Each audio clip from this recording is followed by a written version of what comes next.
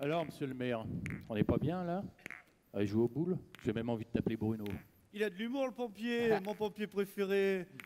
Petite partie de pétanque avec mon employeur de sapeur-pompier préféré et mon ambulancier préféré. J'ai l'impression que ça va être une belle partie.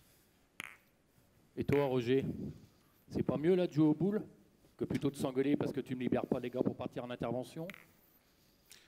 Je me demande comment j'ai pas encore coulé ma boîte. Tellement vous tirez sur la couenne. Tiens, Jeff, tire-moi cette boule-là. Tirer, toi tu veux toujours que je tire, mais moi je préfère pointer. Ah. Pas mal. Si je suis aussi bon en mars 2020, ça devrait le faire. Peut mieux faire quand même. Hein. Il a fallu qu'un mec les traite de boulistes pour qu'on les écoute. C'est fort. Non, c'est à Lyon, mais je crois que Fort avait déjà commencé. Change le texte. Bravo. Bravo.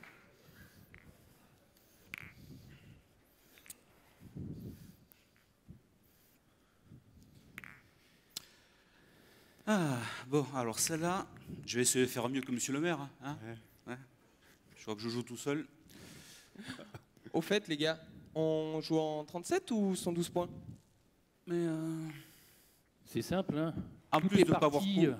Mais vas-y, je laisse parler, parce que moi je regarde le terrain quand même. Tout est parti de ces 37 mesures sur le volontariat. Et après, tout s'est enchaîné. Tout le monde s'est mis au boulot, les sénateurs, les députés, réformer, comme il disait, moderniser le modèle. Alors maintenant, ben on joue en 112. Bon, en parlant d'enchaîner, à toi de jouer.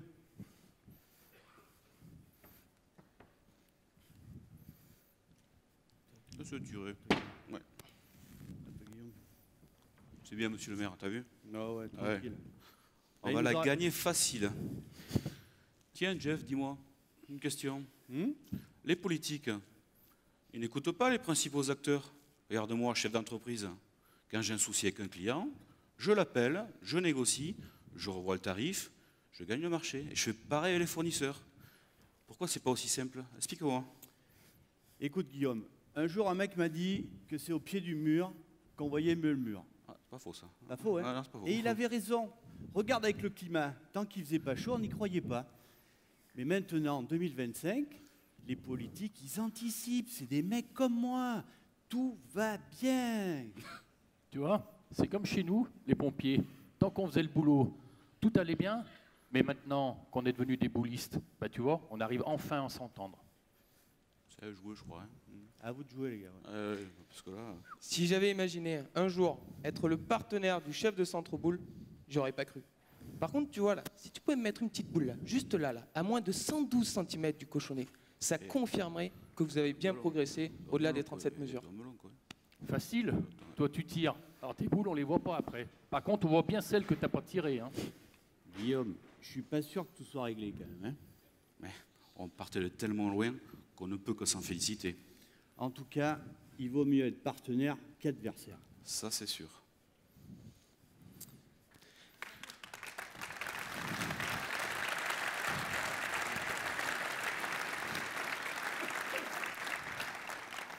Nous espérons qu'un jour, le plus tôt possible, cette partie de pétanque sera bien réelle.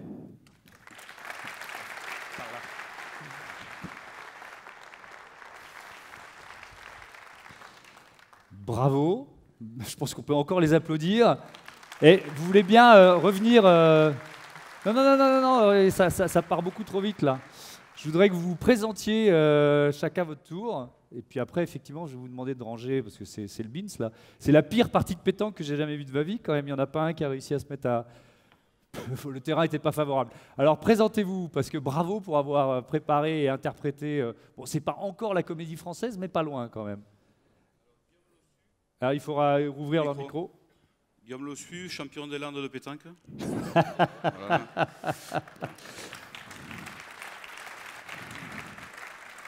Et accessoirement, le président de l'Union départementale des Landes et président de l'Union régionale Aquitaine-Limousin. Bravo. Jean-Paul Bosselan de la Haute-Savoie. C'est important. Très. Faut pas mélanger. Jamais. Et secrétaire général adjoint à la fédération. Bravo.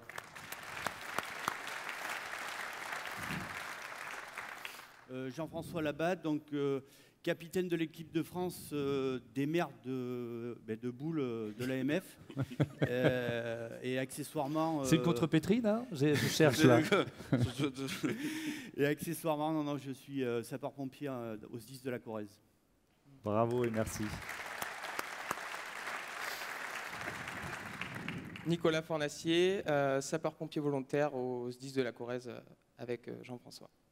Voilà. Merci encore, merci à tous les quatre, bravo. Je vous laisse repartir avec tout le matériel. Tenez, il faut tout faire. Hein. Merci.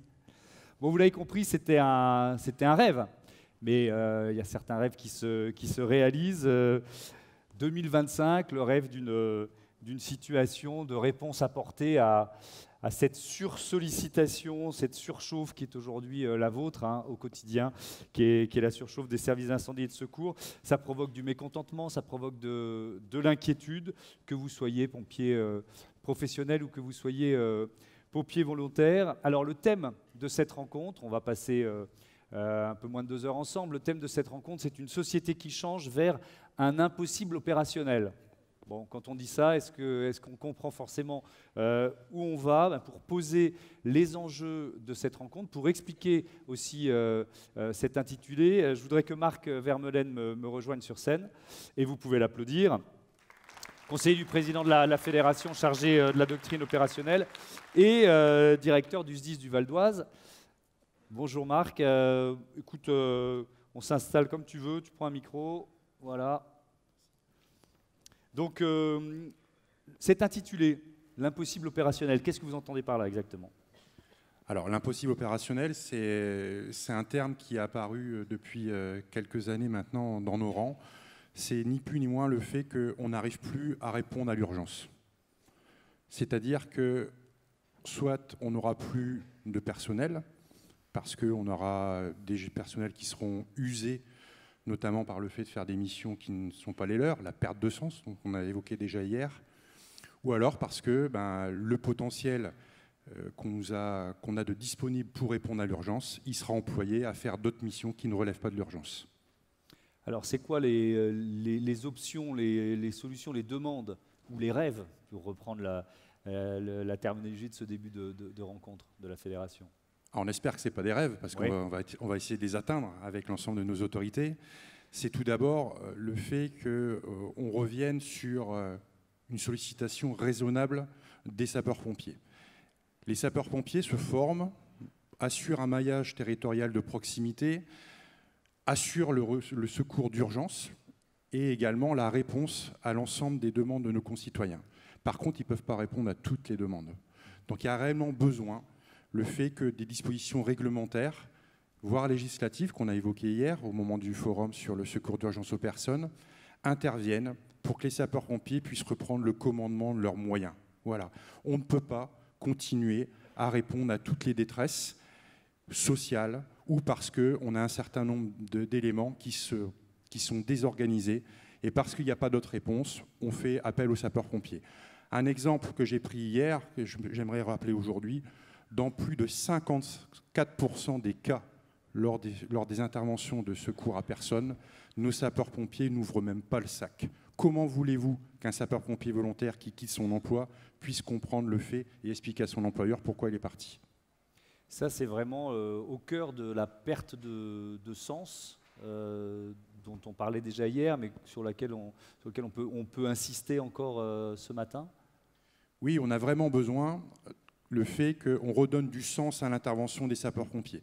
Ça passe par le motif de départ, bien sûr, mais ça passe également par la prise en compte du bilan. Aujourd'hui, nos chefs d'agrès sont formés, sont aptes à pouvoir transmettre un certain nombre d'éléments, voire des éléments complémentaires, dès lors où on aura fait tomber un certain nombre de tabous, tels que lorsqu'on nous oppose à un exercice illégal de la médecine parce qu'on prend une tension, ça fait quand même rêver, ça fait 15 ans qu'on le fait. Et à partir de là, on a vraiment besoin d'avancer pour que derrière, il y ait la bonnes décisions qui soient prises, et enfin que les sapeurs-pompiers se sentent utiles lorsqu'ils interviennent sur ces événements. Bon, qu'est-ce que vous attendez de cette rencontre ce matin? Il y a beaucoup de politiques qui sont ici, qui ont travaillé sur ces questions, qui connaissent très bien les sapeurs-pompiers et leurs demandes. Qu'est-ce que vous attendez de cette rencontre? Ce qu'on attend, c'est qu'il y ait une réelle prise de conscience. Alors, on a évoqué pour l'instant le problème de l'augmentation de la sollicitation, mais également qu'on prenne conscience que les sapeurs-pompiers en France reposent à 80% sur des sapeurs-pompiers volontaires. Et donc, si on ne prend pas garde à la conservation de cet engagement citoyen, qui est primordial par rapport aux enjeux également auxquels on va être confronté, le réchauffement climatique. Si on veut conserver une solidarité territoriale, interdépartementale, voire internationale, ça repose sur ce volontariat. Et pour ce volontariat, on a besoin de l'aider. Souvent, lors de travaux précédents sur Ambition Volontariat, on disait que c'était un miracle. Oui, c'est un miracle, le fait qu'on ait des gens qui prennent sur leur temps personnel, qui quelquefois mettent entre parenthèses leur vie professionnelle pour se mettre au service des autres, mais on a vraiment besoin de facilité. Facilité, ça veut dire qu'on ne les embête pas avec des carcans réglementaires, soi-disant européens, qui font que derrière, ils ne pourraient pas continuer leur engagement. Également sur le fait que derrière, on facilite cet engagement. Ça passe par une reconnaissance plus forte. Ça passe également par le fait qu'on facilite leur quotidien, notamment avec le fait qu'on accepte qu'on puisse faire des pauses dans une carrière sapeur-pompier volontaire. Et puis qu'on intègre les nouvelles générations. C'est-à-dire qu'on est quasiment une génération 2.0 de sapeurs-pompiers volontaires sur lequel ils vont avoir accès facilement à l'information et qui s'intègrent encore plus qu'aujourd'hui, que les sapeurs-pompiers s'intègrent encore plus qu'aujourd'hui dans la population. Merci Marc. Justement, ça m'offre la transition puisqu'on va spécifiquement parler du volontariat maintenant. Et je demande à Hugues de Régnecourt de nous rejoindre sur scène. C'est comme tu veux. Bon, à tout à l'heure. Donc le chiffre, tu l'as évoqué, hein, 80%, 79% des effectifs, 66% de l'activité opérationnelle. Voilà ce que représente le volontariat. Rebonjour Hugues, bienvenue. L'an dernier, le ministre de l'Intérieur s'appelait Gérard Collomb. Bon, il n'était plus pour très longtemps, mais on ne le savait pas quand il est venu à Bourg-en-Bresse. Et il avait annoncé la volonté du gouvernement de prendre l'initiative, justement à propos, Marc, de cette directive européenne dont on parle beaucoup, prendre l'initiative pour préserver l'engagement de sapeurs-pompiers volontaires. Voilà ce beau mot d'altruisme, le fait d'être là pour aider les autres, c'est la base de votre métier, de vos missions, que vous soyez professionnel ou volontaire. Et là, on va parler plus spécifiquement, Hugues, du volontariat et de cette directive européenne. Un an après, on en est où? D'abord, ce que la fédération a fait, et puis ensuite, ce que vous attendez des politiques qui sont ici. Donc pour rappeler quand même le contexte, c'était un des sujets majeurs du Congrès national de Bourg-en-Bresse l'année dernière. Tout à l'heure, Marc parlait du mur qui est là. Il faut reconnaître qu'aujourd'hui, nous avons en plus des charges à porter, des obstacles.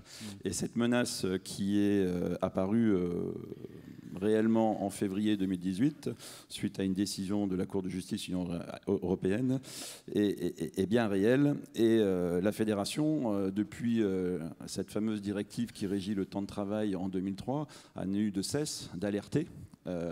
Les différents présidents qui se sont succédés l'ont fait. Attention, il peut y avoir un impact pour nos sapeurs-pompiers volontaires. Je le rappelle très rapidement, le fait demain de pouvoir éventuellement assimiler nos pompiers volontaires à des travailleurs reviendrait à supprimer 69% de notre ressource. On en discutait tout à l'heure avec des représentants du MEDEF, 69% de salariés qui iraient voir leur employeur principal en disant j'ai aussi un contrat de travail de l'autre côté. on imagine assez facilement la réponse de l'employeur principal qui sera de dire mais écoute, tu fais un choix. Tu fais un choix. Donc cette menace était bien présente. La fédération, à travers le président Éric Faure, que je salue ici, est repris par Grégory Allione et l'ensemble des pompiers de France, a alerté le ministre en disant « Monsieur le ministre, on ne voit rien venir ». Il y a eu donc une prise de parole lors du Congrès national. Alors certes, il y a une continuité de l'État, mais forcément, quand le ministre, quelques heures après le Congrès, démissionne, il y a un certain flottement et nous avons remis l'ouvrage sur le métier. Grâce au réseau, et là-dessus, je crois que les pompiers de France, on est issus des territoires et nous sommes là parce que vous êtes là, vous avez su solliciter tous nos parlementaires pour dire non, ce n'est pas une fatalité, cette directive européenne sur le temps de travail ne doit pas s'appliquer aux sapeurs-pompiers. Ça, là-dessus, on a pu compter sur vous. On a vu la dimension politique aussi que peut avoir une union départementale, que vous pouvez avoir pour aller sensibiliser vos élus. Ça a été fait. Ça a été fait. Nous avons donc rassemblé tout le monde pour dire attention, nous ne devons pas appliquer cette directive ou comme on a pu l'entendre dire, c'est ce flottement pendant un an qui a eu lieu, on pourrait traduire la directive, ne vous inquiétez pas, il y aura très peu d'impact. Non, on sait que c'est faux, on sait que c'est faux, il y aura un impact énorme, c'est le modèle qui est potentiellement remis en question. Donc pendant cette année, nous avons travaillé, et pas tout seul. Nous avons des délégations européennes, notamment autrichiennes, ici présentes, et avec notre partenaire aussi, nos collègues allemands. Nous avons aussi essayé de rassembler un maximum de monde au niveau de l'Union européenne. Nous sommes allés aussi avec différents élus au niveau du Parlement européen. Ce n'est pas fini. Nous avons sensibilisé toutes les listes candidates à l'Union européenne pour qu'ils puissent s'emparer de ce projet-là. Et on a pu, avec plaisir, constater que dans la majorité des programmes, cette nouvelle directive, et je vais en parler, était un des sujets de préoccupation. Donc tout ceci s'est fait dans ce laps de temps d'une année. Et aujourd'hui, et nous espérons certainement que demain, le ministre de l'Intérieur pourra communiquer dessus. Nous avons, avec un groupe de travail fait de sapeurs-pompiers, fait d'associations de sécurité civile, d'autres associations qui sont concernées, nous avons proposé la trame d'une nouvelle directive qui ne concerne pas le travail, directive européenne 2003, qui ne concerne pas la sécurité des travailleurs, directive de 89, mais qui imagine les bases de ce qu'on appellerait une directive européenne sur l'engagement citoyen. Il y a des pompiers volontaires, mais il y a aussi des bénévoles associatifs qui pourraient potentiellement être menacés. On n'imagine pas un instant que l'éducateur sportif le samedi après-midi qui est dédommagé puisse ne pas continuer. On n'imagine pas que la Croix-Rouge, la Société de sauvetage en mer ne puisse pas continuer, mais ça va même au-delà. Quand on encadre une colonie durant l'été, là aussi, ils sont concernés. Donc nous avons élaboré avec un certain nombre d'experts et des sapeurs-pompiers volontaires nous ont rejoints et on a des talents chez nous. On a des professeurs de droit, nous avons des avocats, nous avons des chefs d'entreprise. Donc on a mis tout ce beau monde autour d'une table et nous avons, la Fédération des sapeurs-pompiers de France a proposé au ministère de l'Intérieur les fondements donc d'une nouvelle directive. Donc nous en sommes là aujourd'hui. Cette nouvelle directive, encore une fois, regroupe le volontariat, le bénévolat. Il faut bien comprendre qu'en Europe, il y a 3,5 millions de pompiers volontaires. Mais après les différents échanges que nous avons aussi au sein de la commission en charge de ce dossier, il y a à peu près plus de 100 millions de bénévoles potentiellement en Europe. Donc c'est un vrai sujet au niveau européen. On ne peut pas se satisfaire que de monnayer un engagement. On parle souvent de don contre don, le volontariat, et on y croit, c'est encore cela. Donc il faut pouvoir imaginer qu'il y a autre chose à côté d'une directive qui est protectrice. On n'a jamais remis en question la directive de 2003, et heureusement qu'elle a été proposée et votée en son temps pour éviter ce qu'on appelait le dumping social. Mais aujourd'hui, il y a encore autre chose, et on pense que l'engagement citoyen, l'altruisme, Et au niveau européen, on sait qu'elle est portée. Hier soir encore, un débat a eu lieu au sein de l'Union européenne porté par une députée française qui demande expressément, lors de la nouvelle mandature qui se démarrera en novembre, d'élaborer une nouvelle directive. Donc nous en sommes là. Le ministre Christophe Castaner, en début d'année, a dit il faut mettre en chantier cette nouvelle directive. Nous avons fait des propositions telles qu'il nous l'a demandé. Et aujourd'hui, nous sommes en attente d'une réponse forte du gouvernement pour porter cette nouvelle directive, pour pouvoir à la fois protéger notre modèle, mais surtout maintenir ce choix de société. Voilà, Thomas, ce que je pouvais vous dire. Merci. Une petite question. Est-ce qu'il y a une notion de course contre la montre? C'est-à-dire que est-ce qu'il y a un risque de procédure, de couperet judiciaire? Est-ce que vous êtes dans cet état d'esprit-là? Alors, on ne va pas se mentir. La fédération, c'est la fédération de tous les sapeurs-pompiers, professionnels, volontaires, personnel administratif et technique. Il y a certaines corporations, certaines organisations syndicales, je pense à une ou deux en particulier, qui ont organisé des recours. Quel est le but?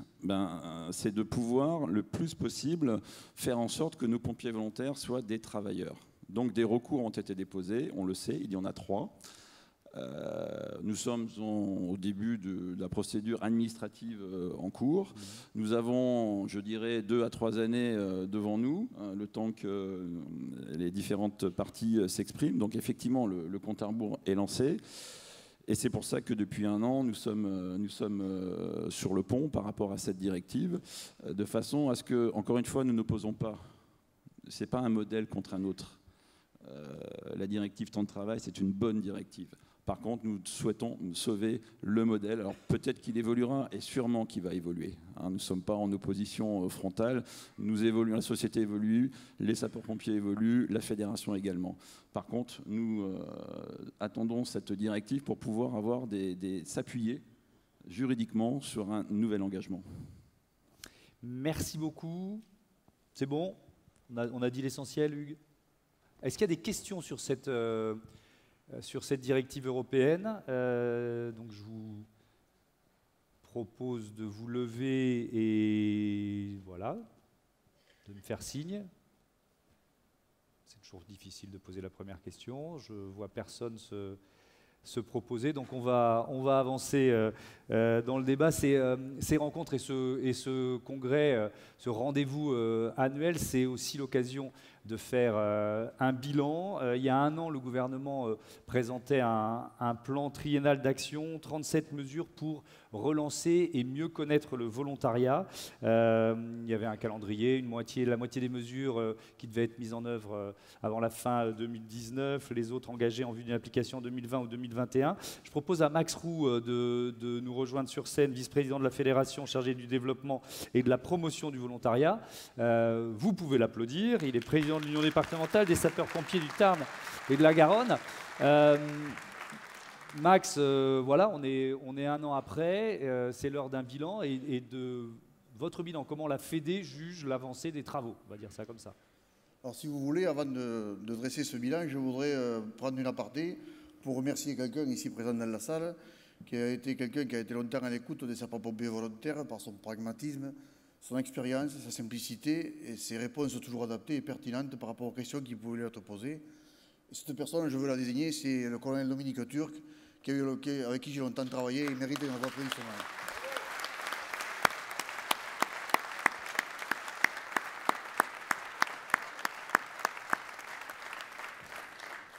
Merci à vous et merci Dominique.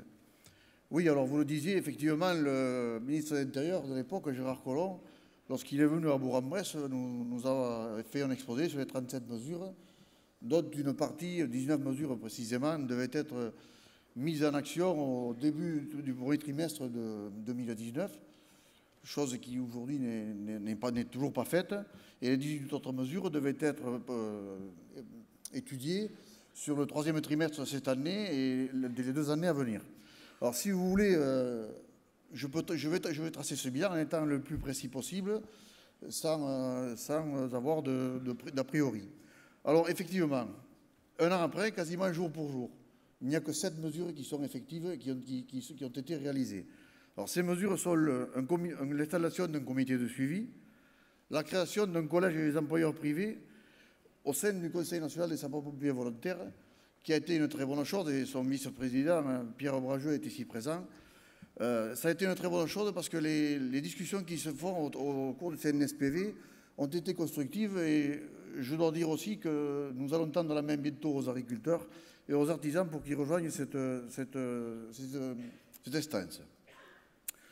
La récente circulaire sur l'engagement différencié et l'articulation du recrutement autour du FUAP les 3 premières années va être effective.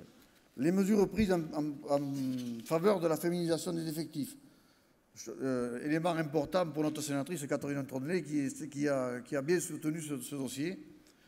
Prise en compte de la récente réforme de la formation des compétences individuelles des sapeurs-pompiers volontaires avant leur recrutement. Et également, création de livre unique pour garantir l'équivalence des formations en cas de mobilité intra- ou interdépartementale. Il n'était certes pas logique qu'on refasse faire des formations à des sapeurs-pompiers volontaires lorsqu'ils changent de département ou qu'ils changent de centre. Et enfin, l'intégration du suivi d'un plan par rapport aux rapports quinquennaux de l'inspection des SDIS. Les 30 autres mesures sont soit en chantier, soit au point mort. Que de temps perdu à lutter contre la lourdeur administrative et à refaire des débats déjà tenus lors des travaux de mission volontariat, avec pour effet d'en perdre le sens et la cohérence, quand il ne s'agit pas parfois de faire le contraire de ces préconisations. Issu d'une démarche participative auprès des sapeurs-pompiers de France, le rapport mission volontariat posait un postulat de départ, celui d'un choix clair en faveur du volontariat, comme un engagement altruiste, le refus de toute professionnalisation à temps partiel et le développement ambitieux de ses effectifs. 1 an après, aucun objectif national quant aux effectifs.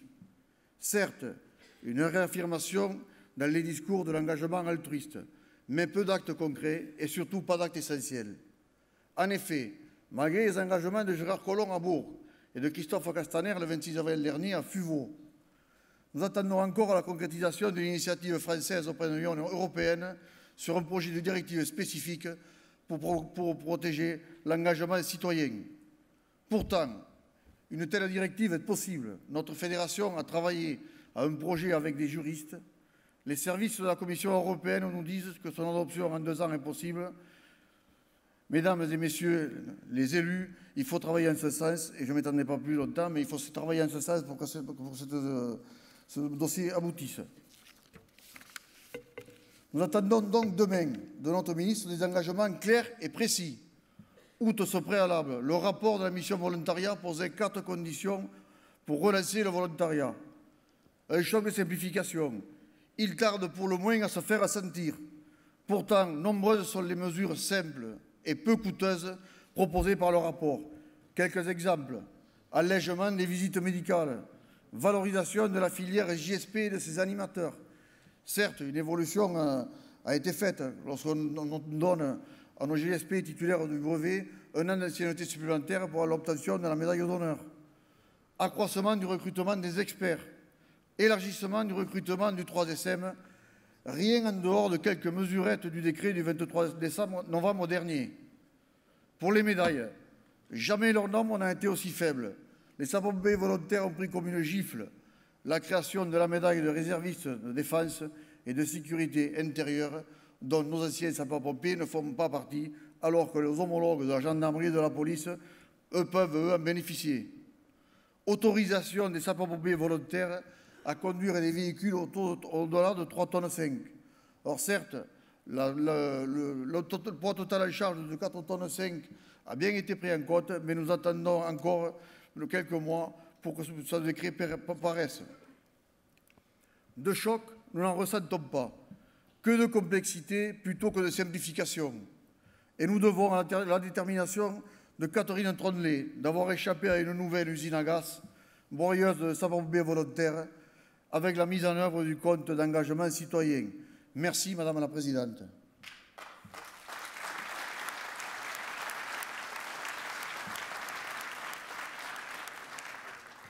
Deuxième condition, une clarification des règles d'indemnisation, revalorisation et harmonisation de l'astreinte, forfaitisation des gardes postés, fin des détournements de procédure dans la gestion des doubles engagements. Elle devra, elle aussi, attendre. Troisième condition, la création d'une réserve bénévole des sapeurs-pompiers.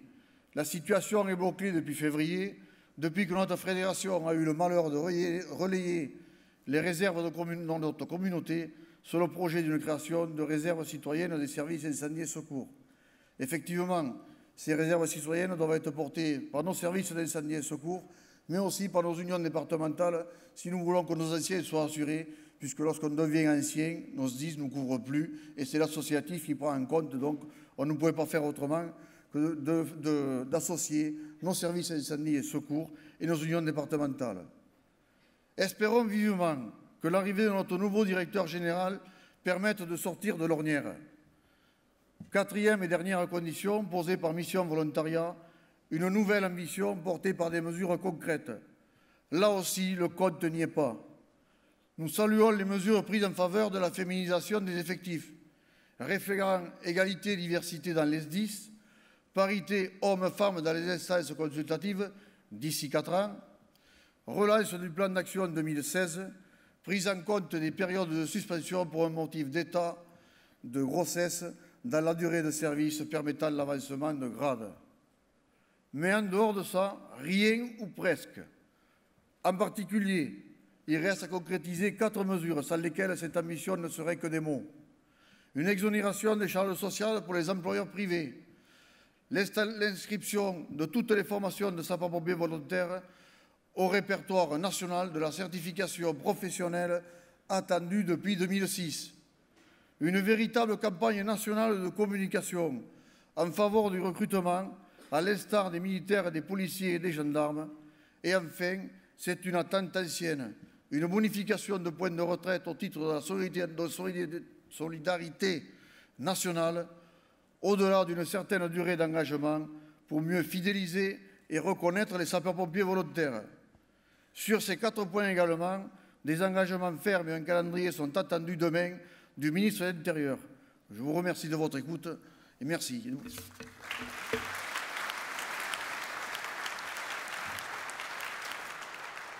Merci Max.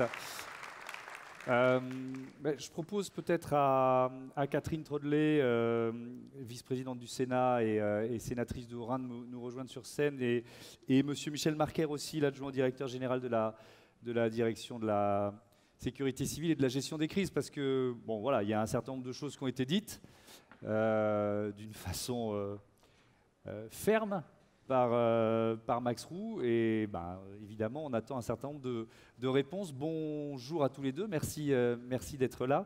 Peut-être une question, il y a des mots qui ont été prononcés qui sont assez forts, en chantier ou au point mort, pour parler des mesures qui avaient été annoncées il y a 1 an. Catherine Trodelet, je vous donne la parole pour commencer, et Michel Marquer évidemment va pouvoir répondre. Est-ce que vous faites le même bilan ou est-ce que vous le modérez un petit peu?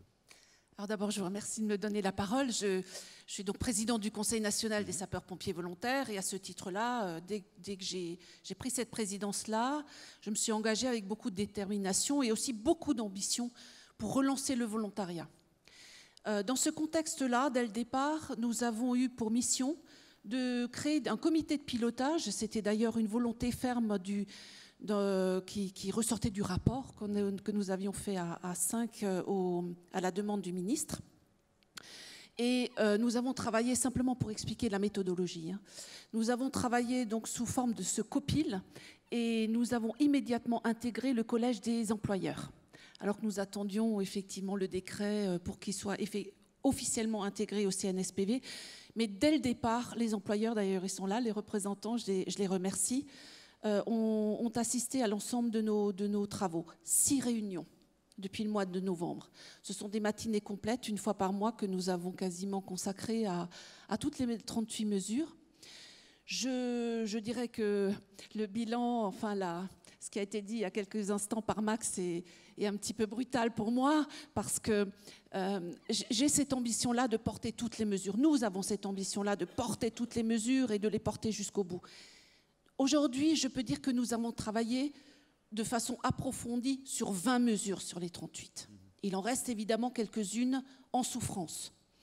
La grosse difficulté que nous avons, dans un premier temps, c'est peut-être pas à moi de le dire, c'est plutôt à M. Parker, mais je trouve que par rapport aux exigences et aux attentes et la limite que je me suis fixée, c'est que je pense que la direction générale de la sécurité civile manque de moyens. Il nous faudrait bien plus de monde pour travailler sur l'ensemble des dispositifs. Il y a beaucoup de choses qui sont remontées, croiser des informations, c'est très compliqué. Alors je me félicite bien évidemment d'une mesure, comme l'a dit Max, celle de la féminisation, c'était mon cheval de bataille. Après, il faut le décliner. Tous les SDIS ont quasiment mis en œuvre un plan concernant la féminisation de leurs effectifs. On reste seulement à 16% des effectifs, alors qu'on est à 28% dans les autres forces de l'ordre, etc. Il y a un plafond de verre aussi, enfin c'est peut-être un peu brutal, c'est pas un plafond de verre, mais 7% seulement de femmes qui sont officiers aujourd'hui. Donc tous ces éléments nous amènent finalement à continuer à faire remonter toutes les bonnes pratiques et à les diffuser le plus largement possible. Ça aussi, c'est une de nos missions. Alors, il est vrai que nous n'avançons pas comme nous devrions avancer. Le plan volontariat, nous avions souhaité une montée en puissance des engagements, on ne le sent pas, il y a un frémissement, on ne le sent pas, mais j'ai envie de dire aussi qu'il y a des facteurs extérieurs qui freinent tous nos travaux.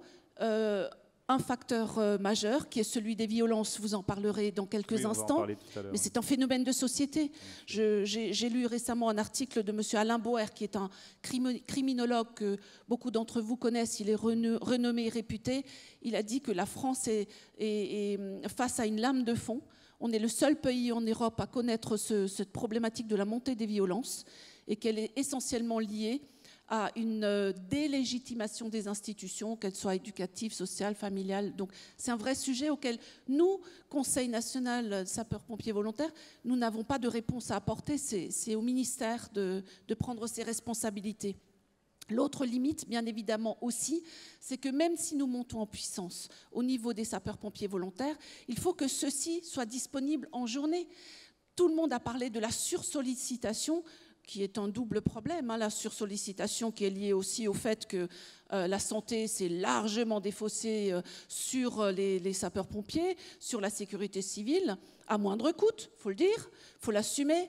Il en est de même des forces de l'ordre qui se sont aussi un petit peu défaussées quand on pense qu'on prend en charge, enfin qu'ils prennent en charge les sapeurs-pompiers, l'ivresse sur la voie publique transformée en malaise parce que justement on n'a pas assez de moyens dans les commissariats pour faire de la surveillance des personnes qui sont en cellule dégrisement. Moi je dis non, à un moment donné il faut arrêter de tout transférer sur nos sapeurs-pompiers qui, on le sait très bien, sortent systématiquement. Et je vais perdre le fil de mon intervention. Et puis donc le dernier phénomène aussi qui nous échappe au niveau du CNSPV, c'est celui de la directive européenne. Donc cela a été largement explicité tout à l'heure de façon très précise. J'ai envie de vous dire que à l'origine de tout cela, c'est quand même le Sénat qui a lancé une offensive très très importante auprès de M. Juncker, au-delà de tout clivage politique. C'était une lettre générale co-signée par les sénateurs. Et une prise en considération avec Anne Sander, qui est donc aujourd'hui première questeur du Parlement européen. Elle a été réélue. Et immédiatement, le lendemain de sa réélection, elle m'a appelé pour me dire « Catherine, on continue sur la directive européenne ». Et là, je mets en garde quand même le ministre de l'Intérieur, qui a commencé à travailler dans un premier temps comme Madame Thyssen, la commissaire européenne à l'emploi, qui disait finalement, il n'est peut-être pas nécessaire de créer, d'élaborer une nouvelle directive européenne, c'est long, etc. Mais plutôt travailler sur une dérogation de l'actuelle directive, la DETT. Moi, je dis non. Je dis non, et nous sommes nombreux à dire non, parce qu'on met le doigt dans un engrenage. Quand on parle d'une dérogation, forcément, on se situe en matière juridique sur la directive temps de travail. Et il n'en est absolument pas question. Donc le travail avec la fédération a été énormément porteur et valorisant. Et nous avons une réunion donc, avec Anne Sander au mois d'octobre prochain pour porter ce sujet-là. Hier, il y a eu un débat à la demande de Anne Sander au Parlement européen Alors j'étais ravie, j'ai pu avoir les éléments, que ce soit les Slovaques, que ce soit les Polonais, les Allemands, les Autrichiens, tous ceux qui ont pris la parole ont clairement affirmé une position de soutien à une nouvelle directive européenne qui serait beaucoup plus large, pas uniquement sur les sapeurs-pompiers, sur l'engagement citoyen, cela concerne aussi les associations, et on ne peut que s'en féliciter. Dire que nous n'avons pas réussi à faire grand-chose au niveau du CNBSPV, mais ce n'était pas le propos de Max, nous travaillons beaucoup. Mais effectivement, les résultats ne sont pas encore à la hauteur de nos attentes. Bon, merci. Et on va avoir le temps. Merci, Madame Tremblay. Michel Marquer, est-ce que le calendrier était trop ambitieux? Et est-ce que, effectivement, Madame Tremblay le disait, il est question d'un manque de moyens à la sécurité civile pour cocher toutes les cases, vous voyez ce que je veux dire, des 37 mesures qui avaient été annoncées? Alors, tout d'abord, je remercie beaucoup Madame la Présidente d'avoir, je dirais, donné un peu plus de réalité à cette problématique, parce que c'est vrai qu'aujourd'hui, on est face à, quand je dis aujourd'hui, à l'instant où on parle, on est face à un papier que Colonel Roux a lu, et ce papier, qu'est-ce qu'il symbolise? Il symbolise l'impatience vertueuse de la fédération par rapport à un sujet qui est travaillé à chaque instant avec elle, puisque la fédération fait partie du comité de pilotage, et bien entendu est plus qu'associée à nos travaux, donc ne découvre pas ces travaux aujourd'hui. Donc au quotidien, nous, on travaille ensemble sur ce sujet, avec une présidence active, qui est je dirais, qui pousse sans arrêt effectivement au maximum les actions pour les faire avancer. Je voudrais d'abord dire une première chose. Les deux actions, je dirais, fondamentales de ce plan, les plus importantes presque politiquement, c'est évidemment la féminisation. Là, je ne vais pas revenir dessus. On a mis vraiment toute notre énergie sur ce sujet. Et puis une autre qui avait été identifiée par le président Faure à son époque, et qui était l'engagement différencié, et qui parlait à l'époque de choc de recrutement. Et ça, c'est quelque chose que le comité de pilotage a bien intégré, et c'est l'une des mesures que l'on a poussées, et qui est aujourd'hui qui doit être aujourd'hui une réalité dans les SDIS. C'est-à-dire qu'on doit proposer systématiquement aux sapeurs-pompiers postulants cet engagement différencié, et je pense que c'est une grande avancée. Sur la question du nombre, alors il y a aucune des mesures ne disait il faut qu'on soit à tant de sapeurs-pompiers, etc., etc. Aujourd'hui, on est à 196 500, on a augmenté un petit peu. Le sujet n'est pas tant le nombre que d'abord la qualité et la pérennité de leur engagement, et puis également la couverture territoriale qui est extrêmement importante. Écoutez, je pourrais faire 20 minutes sur chacune des actions et vous montrer que toutes sont en route. Peut-être un mot sur le choc de simplification. Si vous le voulez bien. Je vais simplement me contenter d'évoquer tout d'abord deux types de choses. Il faut savoir qu'un grand nombre de ces actions sont en fait la mise en œuvre tout simplement de bonnes pratiques. C'est-à-dire, ce sont des choses qui réglementairement, juridiquement existent, mais qu'il faut distiller. Et là, vous parliez tout à l'heure des moyens de la DG. Sur cette action, la DG est une administration de mission. C'est-à-dire qu'on n'est pas une administration qui va, comme la police ou la gendarmerie, gérer de façon pyramidale des effectifs et des services. Nous sommes dans un rôle qui est à la fois de régulation et d'impulsion. Qui dit impulsion, qui dit régulation, dit induction. Et notre mission dans le fait de faire percoler les bonnes pratiques, c'est une mission dont les effets ne sont pas immédiats, mais qui demande un immense travail. Et ma petite équipe, qui qui n'a pas forcément à être plus nombreuse, mais qui est en travail qui est vraiment dans ce travail d'induction et je dirais au quotidien sur l'avancement de ces bonnes pratiques, et ça se voit pas forcément. Il y a d'autres mesures, une grande partie de ces mesures, et Max Roule a prononcé le mot, ce sont des chantiers. Alors, un chantier, dans les choses que l'on gère, c'est avant tout un travail interministériel, un travail législatif parfois.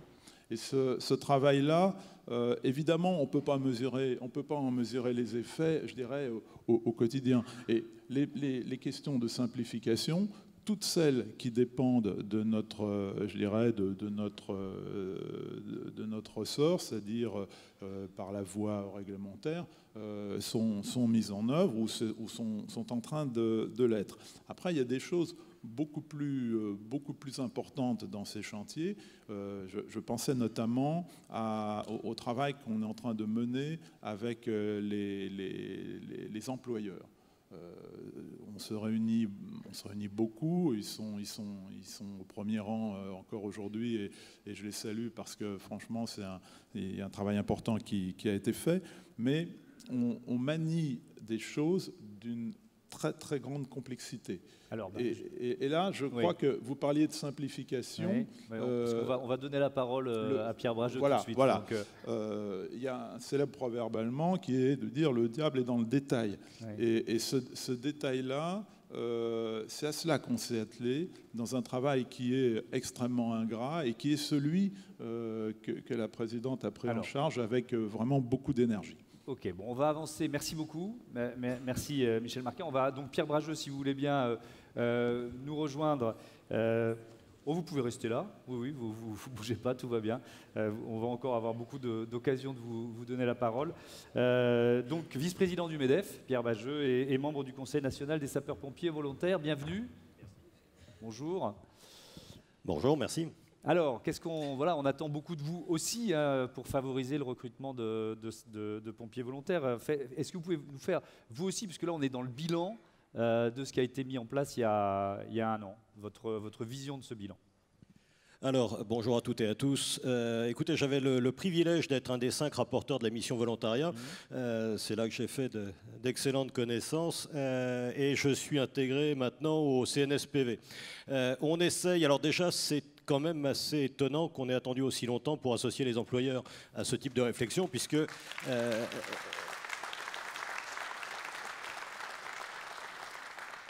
je rappelle quand même que les sapeurs-pompiers volontaires, ils ont une vie professionnelle, ils sont dans les entreprises, et c'était un peu étonnant qu'on mette les employeurs de côté. Alors, on essaye simplement, il y a un gros travail qui est fait, et je remercie vraiment Catherine Trondlet, puisque avant même que le décret soit sorti, on a été associés, et effectivement, ça bosse. La seule valeur ajoutée qu'on peut avoir, c'est simplement d'amener un peu de bon sens paysan, et de temps en temps de secouer le cocotier, parce que je suis chef d'entreprise, je suis au MEDEF, donc j'ai vraiment tous les vices, et donc on est aussi confronté à tout un tas de ministères, d'administrations, donc on sait de quoi on parle. Et effectivement, si on les bouge pas un petit peu et parfois de façon vigoureuse, dans 10 ans, le canard sera toujours vivant. Donc on essaye simplement...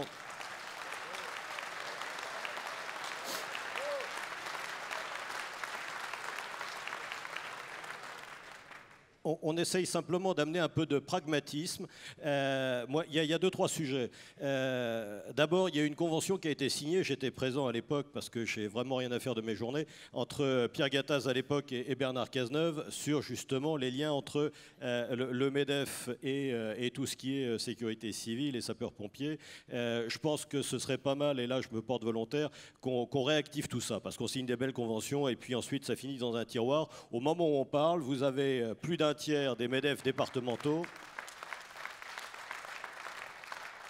Plus d'un tiers des MEDEF départementaux qui ont signé une convention de partenariat et qui ont des liens étroits avec leurs SDIS. D'ailleurs, il n'est pas là ce matin, mais celui qui en parlerait bien mieux que moi, c'est mon ami et confrère Alban Agani, qui est président du MEDEF Morbihan, donc on est sur ses terres. Je lui vole la vedette. Mais on peut vraiment développer ça. Et donc, très honnêtement, déjà, ne serait-ce que par la communication, parce que parfois, il y a simplement des réticences de la part des entreprises, parce qu'ils ne connaissent pas les dispositifs, avec les contraintes et les possibilités. Donc, je pense que la communication, c'est déjà un premier élément. Ensuite, pour motiver, je vais être très clair, effectivement, ça a été dit, il y a des choses qui sont parfois un peu complexes. Je pousse pour qu'on essaye de travailler sur des allègements de charges sociales. Mais là encore, on a un talent consommé dans ce pays, on a une double compétence, c'est l'usine à gaz et le millefeuille législatif. Donc on va nous faire des trucs...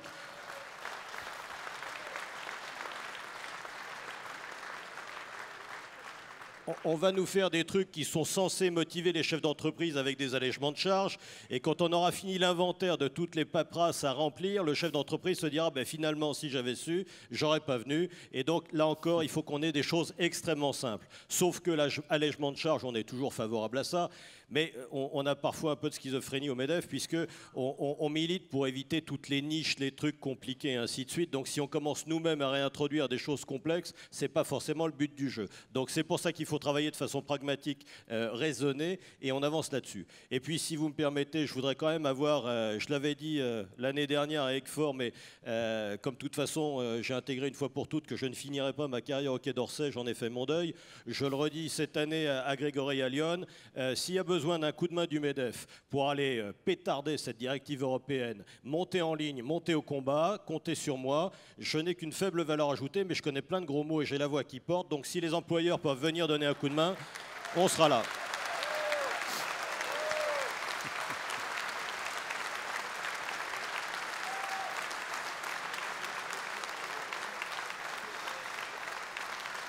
Merci beaucoup.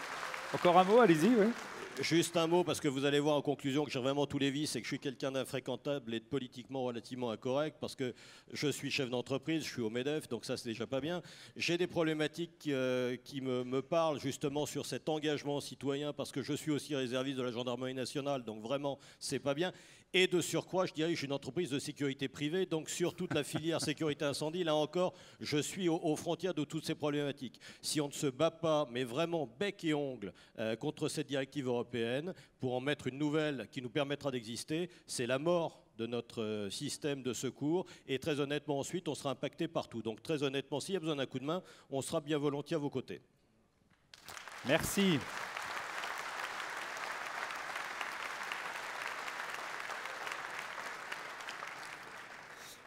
Alors, est-ce que vous avez des questions? On peut faire une petite pause et vous donner la parole, mais je n'ai pas l'impression que vous soyez particulièrement bavard aujourd'hui, donc on éclaire un peu la salle. Alors, peut-être là-bas. Non, c'est quelqu'un qui se gratte la tête. Si, il lève vraiment... Ah, si, voilà, il y a quelqu'un qui lève le bras. Qui s'occupe du micro, voilà. Alors, levez-vous, comme ça on va vous trouver, monsieur. Voilà. Et on va faire comme d'habitude, lors de ces rencontres, vous vous présentez avant de poser votre question. Merci d'avance. Voilà le micro. Merci. Capitaine André Guivarch, ancien pompier de Paris, 30 ans de volontariat. Ce que j'ai entendu aujourd'hui, ça fait 30 ans que je l'entends. Et de pire en pire.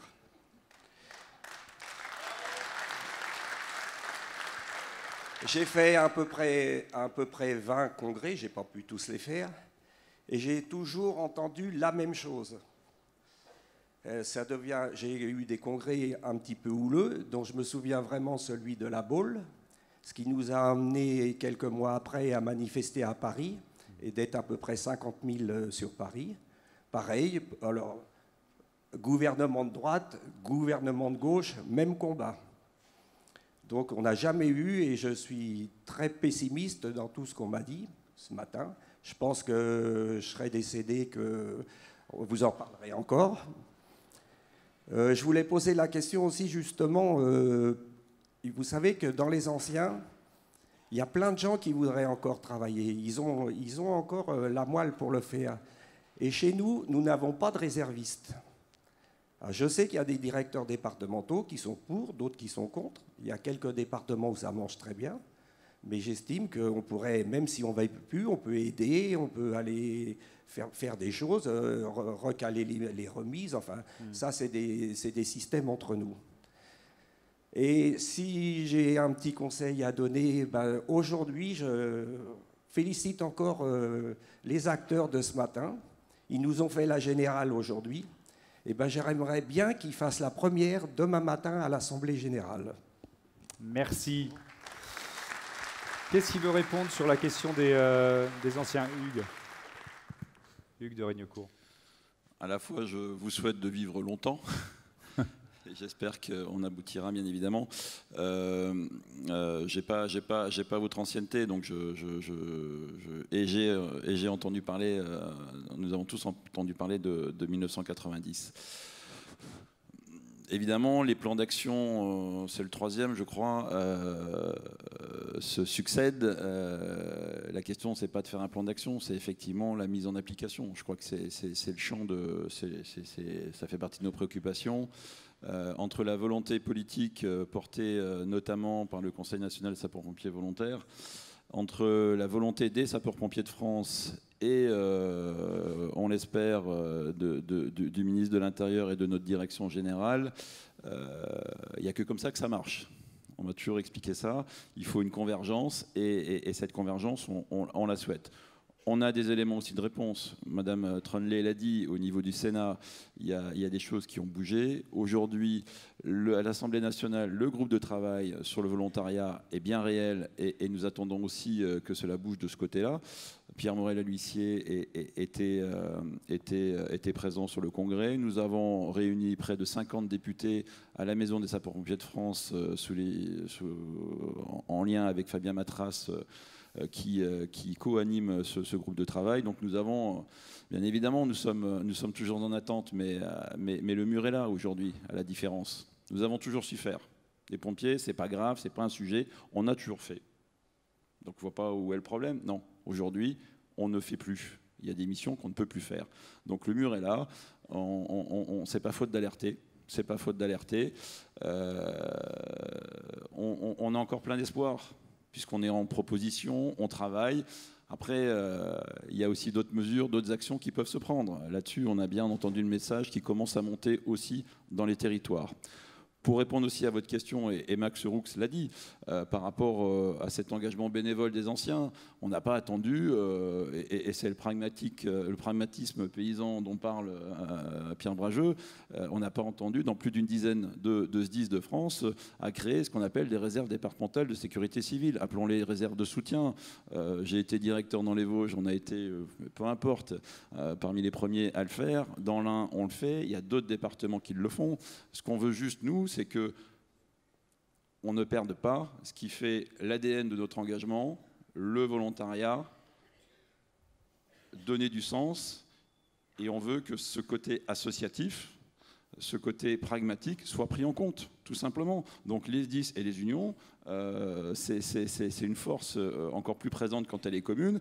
Se passer de près de mon département, il y a 2000 anciens qui sont adhérents, par exemple, ça serait une bêtise. Donc on veut simplement cumuler les forces et non pas les soustraire. Voilà. Donc ces discussions qui sont en cours, on a bon espoir aussi qu'on remette l'ouvrage sur le métier.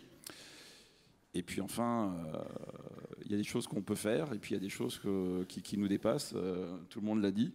On espère que des réponses vont être apportées très rapidement. Merci Hugues. Catherine Trunley, vous en avez parlé tout à l'heure. Je vais vous redonner la parole dans un instant, mais on va avancer. Cette série on va dire, vague de violence qui traverse la société française et les pompiers qui en sont particulièrement victimes. Les agressions ont triplé depuis 2008. Voilà, ça fait partie de ce que vous vivez les uns et les autres aujourd'hui régulièrement dans vos centres de secours. Ça veut dire que chaque jour, plus de 7 sapeurs-pompiers sont victimes de violences en portant secours. Voilà, ce sont des chiffres de l'Observatoire national de la délinquance et des réponses pénales. On va débattre maintenant pendant de longues minutes autour de cette question et notamment savoir ce que la mission sénatoriale d'information sur la sécurité des sapeurs-pompiers en intervention a pu faire avancer. Il y a un rapport qui est attendu pour le mois prochain et donc j'appelle Patrick Caner, sénateur du Nord, qui est co-rapporteur de ce rapport avec vous, Madame Trunley. Patricia Miralles peut aussi nous rejoindre, députée de l'Hérault. Olivier Richefou également, président de la Conférence nationale des services d'incendie et de secours. Et et président du département de la Mayenne. Bienvenue, bienvenue à tous les trois, installez-vous. Avant de vous donner la parole, je vous propose d'entendre un certain nombre de témoignages. Voilà, ce sont des pompiers qui ont été victimes d'agressions. Ils ont rencontré des journalistes de la chaîne Public Sénat. Voilà, quelques-uns de leurs témoignages recueillis par les journalistes de Public Sénat. Je vous propose de les écouter tout de suite. On fait beaucoup du social, ça devient de plus en plus, c'est les agressions verbales, c'est tous les jours, les agressions physiques de plus en plus, et on peut plus, c'est plus possible, de nos jours c'est plus possible. Et les feux, ça représente tout juste une dizaine de notre métier. Voilà, tout notre métier maintenant c'est du secours à personne. Allez, peut-être 2 interventions sur 4 n'est pas du ressort des pompiers, minimum, je dis minimum. Et tous les jours, là, c'est constamment, tous les jours, là, c'est les agressions physiques, les agressions verbales. Tous les jours, c'est ça. Tous les jours, on arrive à un stade où c'est plus possible. C'est plus possible. Voilà, moi, ma dernière agression, voilà, on m'a cassé dedans. On est parti pour une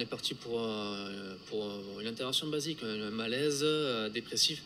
Voilà, et ça a terminé à une bagarre physique, voilà, physique, verbale. Me retrouver 40 minutes au sol à me battre avec un mec, c'est plus possible. On n'est pas protégé. C'est plus les métiers d'avant. C'est plus les métiers d'avant. C'est terminé maintenant. Les pompiers, maintenant, c'est ça. C'est constamment, c'est dans cette agression. On sort d'un véhicule, on est obligé de regarder en l'air. On a peur de se faire caillasser dans les immeubles.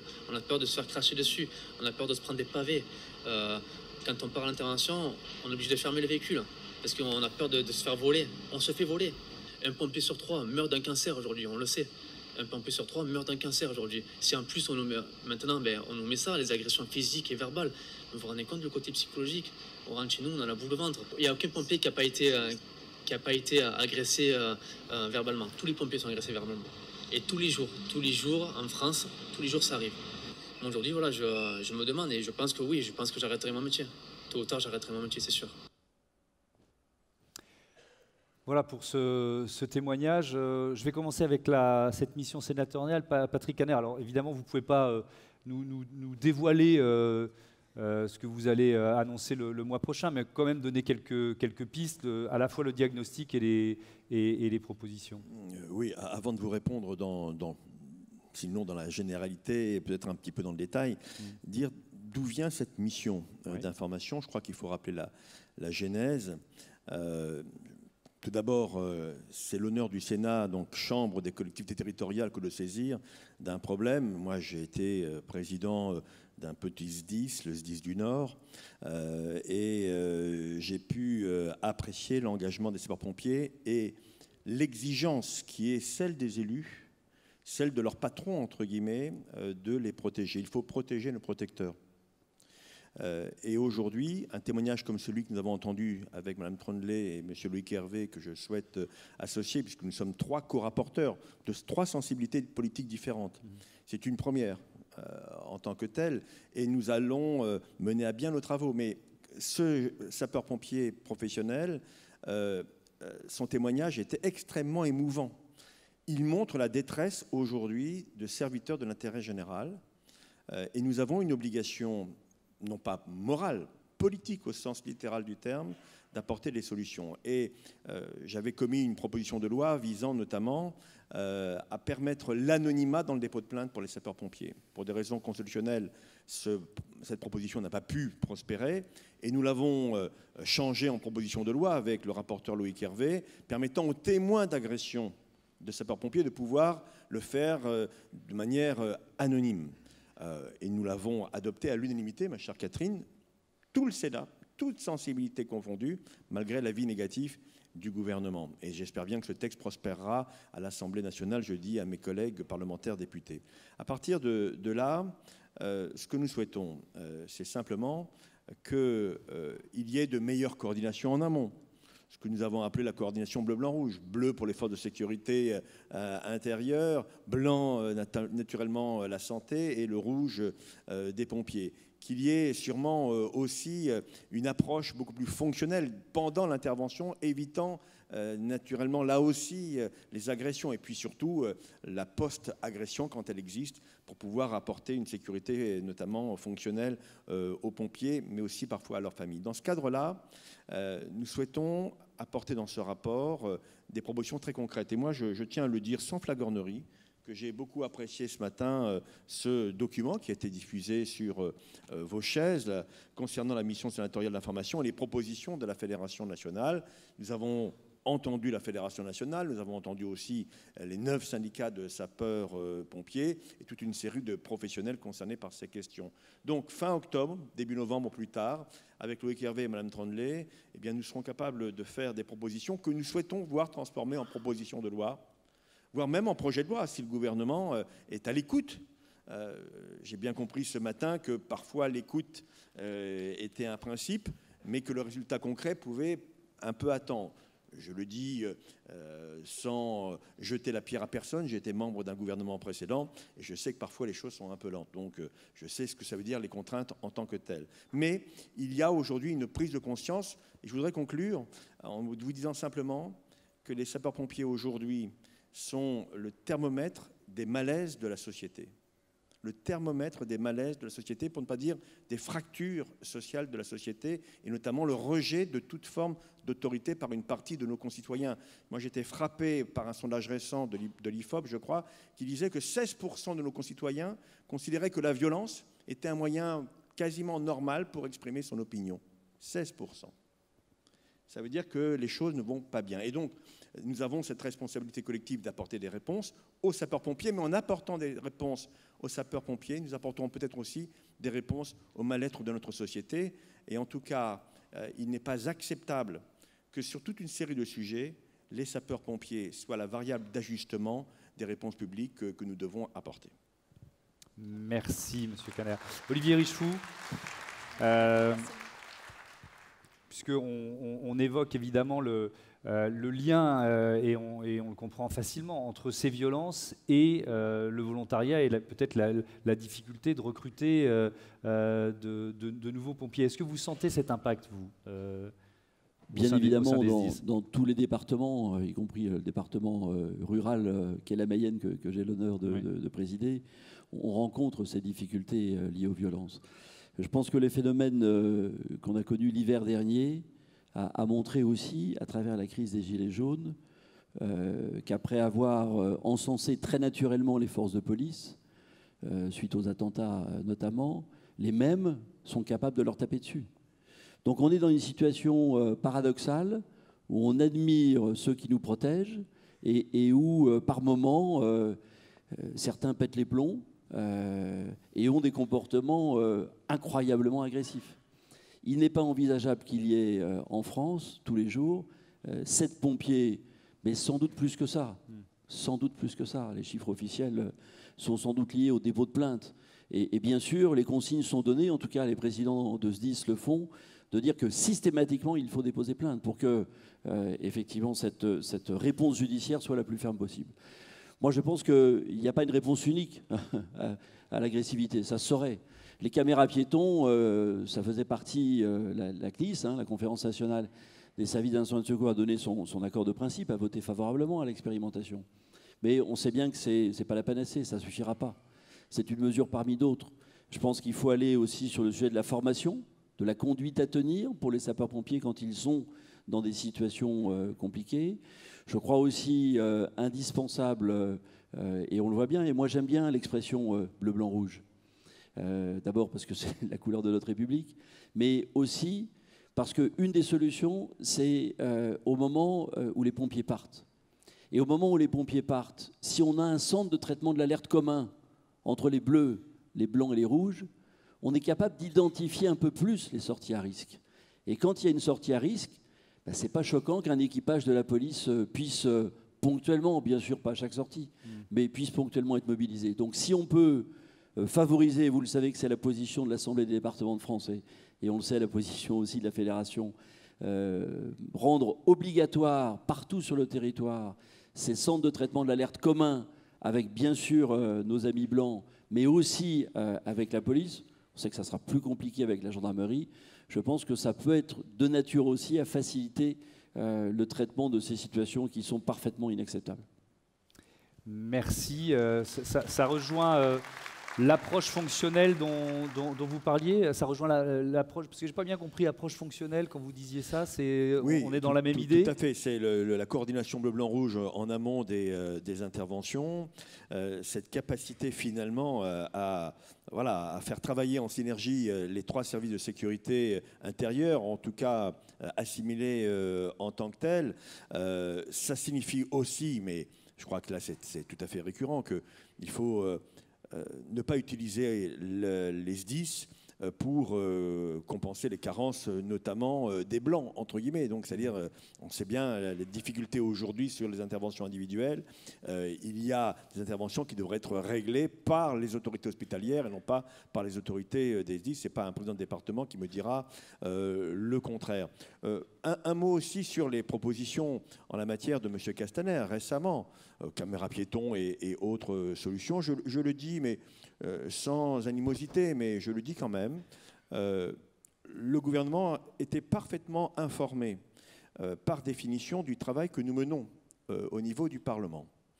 Et que dans un pays qui respecte la séparation des pouvoirs, on aurait pu imaginer que tout d'abord, l'exécutif se rapproche de nous pour savoir où en était l'avancée de notre travail. Et je trouve très inélégant, alors que nous sommes à 1 mois de la remise de notre rapport, que le gouvernement essaye de nous couper l'herbe sous le pied en proposant sans aucune concertation ces propositions.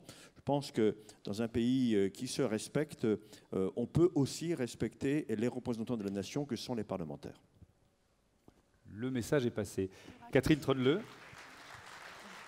Dans le même esprit, j'ai envie de dire aussi que c'est surprenant que le gouvernement découvre des travaux fondamentaux du Sénat. J'en viens aux plateformes communes que nous avons portées avec Pierre-Yves Collombat en 2016, où nous avons appelé nos voeux un numéro commun avec le bleu-blanc-rouge, justement, avec les ambulanciers aussi, et que ce n'est que 2 ans après que finalement la mesure est annoncée de façon pragmatique et opérationnelle. Je ne vais pas être très longue, mais je voudrais répondre à monsieur qui a posé la question tout à l'heure de dire ça fait 40 ans que les choses ne changent pas. J'ai envie de dire que il faut une volonté politique pour que les choses changent. Et en ce qui concerne le CNSPV que je préside, il existe depuis 2016. Et je puis vous assurer que depuis que ce Conseil national existe, nous mettons tout en œuvre pour que les différentes mesures soient déclinées. Bien sûr, ça ne va pas assez vite. Bien sûr, c'est lié à un problème de prise en compte politique. Mais je prends encore une fois l'exemple des femmes. Depuis plus de 40 ans, elles peuvent effectivement faire partie de vos effectifs et rien ne se passait. Un plan avait été mis en place, il ne se passait rien, on n'arrivait pas à avancer. Aujourd'hui, on avance. Nous avons des mesures concrètes qui sont mises en œuvre. Les SDIS se sont appropriés le sujet. Nous travaillons en étroite collaboration avec eux. Et ce que j'ai envie de dire en mots conclusifs, c'est que si nous travaillons tous ensemble dans le même objectif, nous arriverons à avancer. Je pense que ça, c'était la problématique des dernières années. Je pense que le gouvernement aujourd'hui doit comprendre qu'il doit à la fois travailler avec les parlementaires, avec la fédération, en toute confiance, parce que l'objectif est le même, la prise en considération du bien-être dans leur mission des sapeurs-pompiers et la prise en considération aussi du secours à personne qui augmente de plus en plus. Patricia Miralles, vous faites signe, vous vouliez prendre la parole sur ce thème de la sécurité. Oui, bonjour. Alors, je voulais rebondir un petit peu sur ce qu'a dit Catherine. Alors moi, je suis une jeune élue, hein, j'ai été élue en 2017. J'ai été conseillère départementale et donc je siégeais au SDIS 34 puisque je suis de l'Hérault. Je crois qu'il y a une chose essentielle, pour nous politiques ou parlementaires, c'est qu'il faut qu'on tisse des liens forts avec les SDIS. Il faut que les SDIS invitent les élus locaux, les parlementaires, les conseillers départementaux. C'est pas comme ça partout. Moi, j'ai de très bons rapports avec le SDIS, avec l'Union départementale. Donc, on peut discuter. Ça fait 3 jours que je suis là. Donc, j'ai parlé avec énormément de pompiers. Si on n'est pas au cœur des choses, nous, on fait de la politique. Mais si on ne connaît pas le sujet sur le fond, je crois qu'il y a des choses qui sont... On voudrait moderniser certaines choses. Moi, je pense que chez les pompiers, il y a des fondamentaux, il faut les reprendre. Et au niveau de la sécurité... Merci. Au niveau de la sécurité, je pense qu'on a tous à se saisir du sujet. On sait qu'aujourd'hui, j'ai été menacée de mort 3 fois. Ma collègue qui est ici a été séquestrée dans sa permanence. Le monde change. Mais le monde change aussi parce qu'il y a un problème d'éducation. Et l'éducation, il faut la reprendre à la base. C'est chez nos enfants, à partir de la maternelle, à partir des primaires. Il faut qu'on revienne voir les jeunes dans les quartiers. Alors, je dois faire prochainement à Montpellier une grosse réunion avec des jeunes des quartiers, le SDIS et l'Union départementale, parce qu'il faut à nouveau aller leur expliquer ce que c'est que la République, ce que c'est que la sécurité civile, ce que c'est que les forces de l'ordre. Parce que sans vous, aujourd'hui, nous ne sommes pas grand-chose. Mais beaucoup ne le savent pas. Et quand on discute avec les jeunes, moi je suis commissaire à la Défense, quand on discute des soldats, les soldats, c'est pas pareil. Je suis désolée, les pompiers, vous êtes des soldats de feu et il va falloir aller se battre dans les quartiers pour expliquer les choses. Parce qu'à chaque fois qu'on arrivera à prendre un sapeur-pompier volontaire dans un quartier, eh bien, il expliquera à ses collègues, peut-être, l'engagement qu'il a eu et le respect qu'ils doivent avoir pour les pompiers quand vous intervenez dans les quartiers. Donc oui, il y a un travail à faire, on doit s'en saisir, mais c'est un travail qui est général, qui n'est pas que pour les pompiers, mais voilà, vous nous avez à vos côtés. Catherine est très engagée. Elle mène avec vraiment un bras de fer les copiles et on peut travailler ensemble. On n'est pas de la même mouvance politique et pourtant, sur ces sujets-là, il n'y a pas de politique. On est un citoyen français et il faut que nous protégions tous les Français et surtout protéger toutes les forces de l'ordre et ainsi les pompiers. Merci. Merci à vous. Est-ce que vous avez des questions sur ou des témoignages sur cette thématique de la sécurité, des agressions et peut-être des solutions concrètes que vous espérez? Parce que on a été un peu dans les principes, quelques idées concrètes qui ont déjà avancé. Alors, il y a un bras qui se lève ici. Monsieur, levez-vous. Voilà, et merci de vous présenter. Donc, bonjour à toutes. Donc, Frédéric Guenin, président de l'Union départementale de l'Aube, chef de centre par la même occasion. Moi, je voudrais intervenir, alors pas pour la richesse des débats qu'il y a eu depuis ce matin, où forcément on est tous solidaires, DETT, etc. Je voudrais intervenir sur les propositions qui nous ont faites, réfléchir sur des lois pour protéger les sapeurs-pompiers. Je pense que dans notre pays, tout citoyen, qu'il soit sapeur-pompier, civil, militaire ou gendarme, policier, on est tous régis devant déjà énormément de textes de loi. Et je ne vois pas pourquoi on va réfléchir encore à les textes de loi. Je pense qu'aujourd'hui, il existe déjà un arsenal très complet des lois. Et je pense que réfléchir à des lois supplémentaires, ça ne va pas apporter de choses. Faisons déjà en sorte de faire appliquer les lois qui sont existantes dans notre pays. Je fais un parallèle par rapport à ma profession. Je suis directeur d'un service technique dans une collectivité. Je vais régulièrement déposer plainte pour des actes de vandalisme au sein de la collectivité. Et souvent, les prévenus sont les mêmes. Ils sont multirécidivistes. Et à la sortie du tribunal, ils ont simplement ce qu'on appelle un rappel à la loi. Donc, en gros, le juge lui dit « Jeune homme, c'est pas bien ce que vous avez fait. » Le petit jeune dit « C'est promis, je recommencerai plus. » Et quelques mois plus tard, je dépose à nouveau plainte. Et à la sortie du tribunal, je rencontre le même petit jeune homme qui, quelques mois auparavant, avait fait des promesses de ne pas réitérer ses actes. Donc voilà, je voulais simplement dire que les lois, c'est bien, mais il faut déjà commencer par faire appliquer ceux qui existent aujourd'hui. Merci pour votre intervention. Michel Marquer, vous vouliez répondre? Oui, merci. Je dirais, je ne répondrai pas évidemment aux parlementaires, je ne suis pas habilité à le faire. En revanche, ce qu'il faut savoir, c'est que la question des violences faites aux pompiers est une question qui qui est très prégnante, qu'aujourd'hui on doit traiter au quotidien et pour lesquels on doit proposer des choses au quotidien. Bien entendu, quand le rapport sortira, on s'en emparera parce que vraisemblablement beaucoup de propositions en seront retenues. Toutefois, moi, ce que je voudrais dire tout de suite, c'est que toute société porte sa part de violence. Ça a toujours été le cas. Aujourd'hui, on est dans une forme de mutation qui ne nous a pas échappé. C'est-à-dire qu'il y a quelques années, la violence que rencontraient les sapeurs-pompiers, vous la connaissez tous, c'était la misère sociale, l'alcoolisme, et puis quelques déséquilibrés.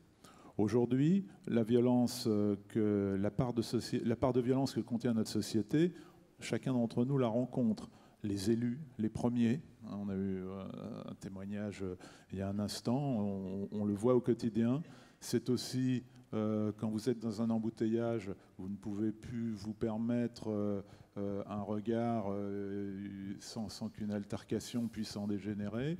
Au collège, dans la rue, au stade, partout, cette violence monte et c'est une préoccupation importante. Alors, cette violence sociétale, les pompiers, évidemment, ils sont en première ligne. On a, pour le coup, les pompiers volontaires qui ont, dans toute cette affaire, une forme de double peine, puisque souvent ils sortent sur des choses qui ne sont pas des missions des sapeurs-pompiers, sur de l'assistance à personne, des choses comme ça. Leur patron les laisse partir. Et en plus, en arrivant sur le théâtre d'opération, ils se font injurier, voire frapper. Donc nous sommes très, très, très sensibles à cette question, et notamment pour le volontariat. Alors après, il y a deux autres points techniques extrêmement importants. Ce sont les gens qui sont je dirais, frappés de pathologie et de pathologie mentale. Et ça, c'est pour nous une très très grande préoccupation. C'est-à-dire qu'on doit de plus en plus être préparé à faire face à des gens dont le comportement est irrationnel. Et on a rendu un hommage il y a peu de temps au sapeur-pompier de la BSPP qui a été assassiné dans ce contexte. Et là, je pense qu'il n'y a pas de fatalité.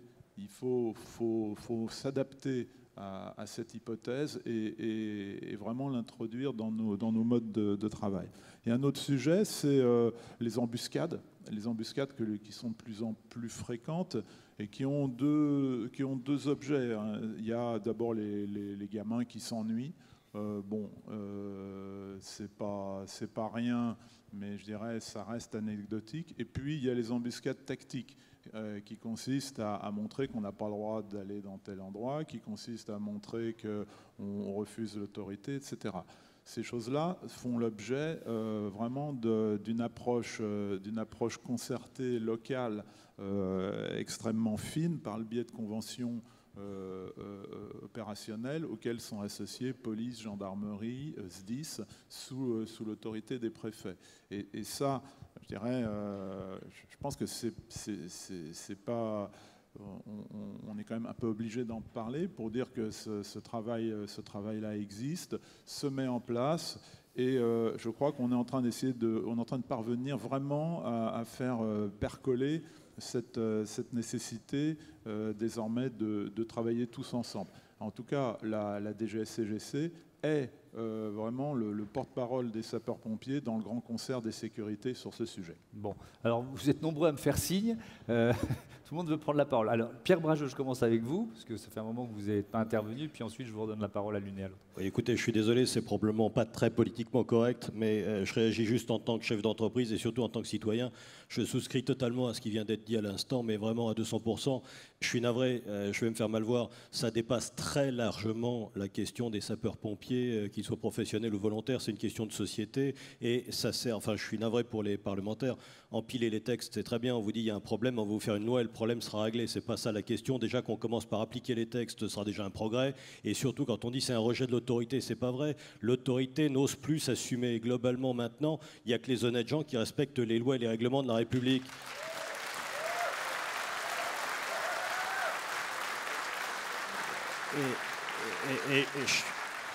Je suis navré, là encore, on va dire que c'est du populisme, c'est pas la question. Je suis dans la sécurité privée, donc je suis aussi confronté au quotidien à l'évolution et aux dérives de cette société. On le sait tous pertinemment, ce sont des minorités qui imposent leurs lois et en permanence on leur trouve des excuses, on déroule le tapis rouge et on n'ose pas faire respecter simplement les règles de vie en société.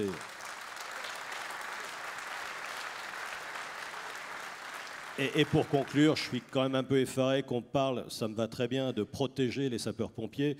C'est eux qui nous protègent, donc globalement, enfin je veux dire, il n'y a plus de respect et le signal qu'on envoie, c'est simplement globalement maintenant dans ce pays, c'est la loi du plus fort. Ceux qui ne respectent rien globalement peuvent le faire en toute impunité. Il y a des textes qui existent, qu'on les applique simplement et qu'on fasse preuve d'un peu de fermeté. Quand on enverra un message de ce type-là, je vous garantis que certains se calmeront parce que ce sont toujours les mêmes auxquels on est confronté. Donc le comique de répétition n'est pas mon comique favori. Alors, Patricia Miralles et ensuite Catherine Trondeleu. Ça fait 2 fois qu'on vous interpelle là-dessus. Est-ce qu'il faut empiler les lois? Est-ce qu'il faut forcément créer une nouvelle loi? Alors moi, je vais être d'accord avec ce qui vient d'être dit. Les lois, elles existent. Donc on fait beaucoup de lois, mais il faut aussi qu'on soit là pour les contrôler, pour s'assurer que les lois, elles sont respectées, ou elles sont mises en œuvre, ou que les décrets sortent à temps. Donc oui, effectivement, il y a des lois. On peut améliorer, parce qu'il y a des choses à améliorer. Mais je crois que l'essentiel, c'est qu'il faut aujourd'hui qu'il y ait une réponse pénale qui soit forte. On le voit avec les Gilets jaunes. La réponse pénale, elle n'a pas été assez forte dans certaines villes. Quand vous avez des villes qui ont été détruites, des commerçants qui n'avaient rien fait, qui se retrouvent avec des boutiques qui ont été vandalisées, la réponse pénale n'a pas été à la hauteur. Donc peut-être que la réponse pénale sur les agressions des pompiers n'est pas à la hauteur. Donc c'est à nous aussi de travailler là-dessus. Et il y a un groupe de travail sapeurs-pompiers qui a été créé à l'Assemblée nationale où les vice-présidents sont Fabien Matras et Pierre Morel-L'Huissier. On est 83 députés à s'être saisis de pas mal de thématiques. Et donc nous allons commencer les auditions à partir du 8 octobre. Et nous avons à peu près 13 auditions. Donc, nous, on est prêt à recevoir toutes les personnes qui ont peut-être de bonnes idées pour mettre en place ou pour finalement regarder ce qui existe déjà et ce qui n'est pas appliqué. Je crois qu'on dit toujours seul on va plus vite, mais ensemble on va plus loin. Donc il faut qu'on soit tous ensemble et qu'on arrive assez rapidement à faire appliquer les choses qui sont déjà possibles. Ce groupe d'études, il va au-delà de la question de la sécurité et des agressions. Hein. C'est une des propositions plus générales. Oui, bien sûr, mais une des premières questions a été celle-ci. Catherine Trondeleu, oui. Pourquoi est-ce qu'il faut éventuellement... Est-ce qu'il faut changer la loi ou simplement l'appliquer, comme on vient de le dire? Est-ce que l'arsenal législatif, il n'est pas suffisant pour lutter, atténuer ou mettre fin à ces violences? Et là, je voudrais qu'on revienne quand même à celles qui touchent les pompiers, même si c'est un phénomène plus général. Pour ceux qui sont juristes et qui visualisent le code de procédure pénale ou le code pénal, on voit bien que les textes sont suffisants aujourd'hui. L'application de ces textes pénaux, ce sont les magistrats qui les mettent en œuvre.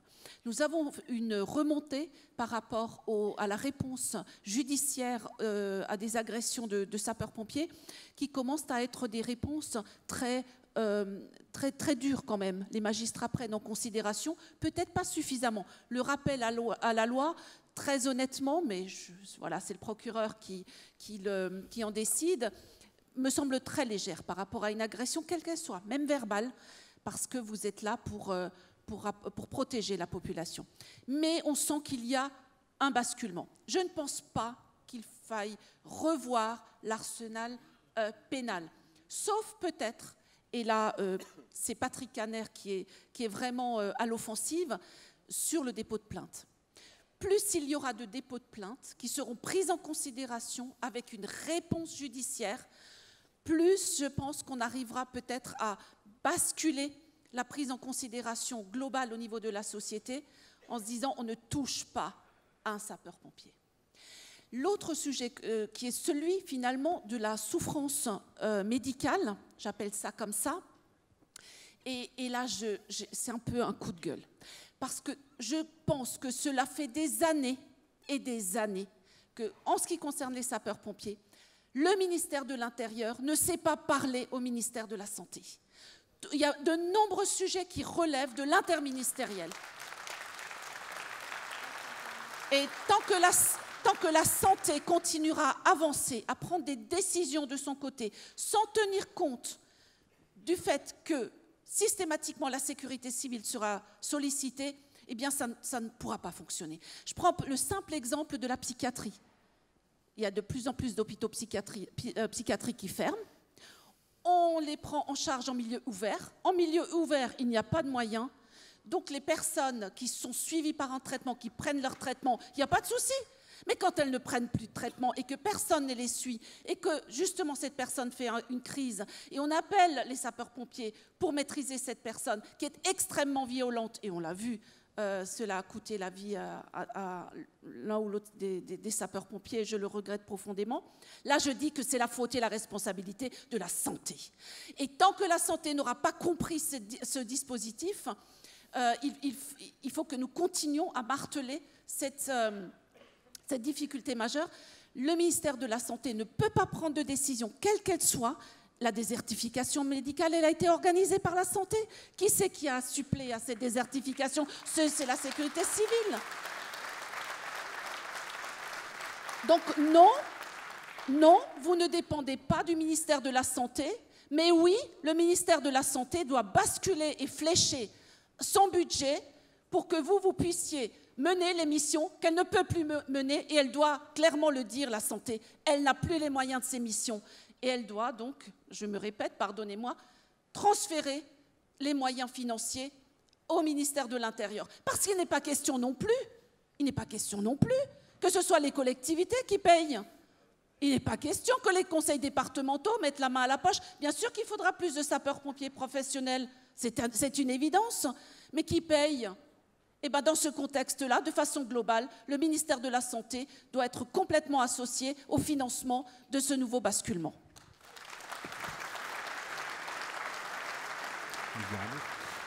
Peut-être Olivier Richefou sur l'aspect financier.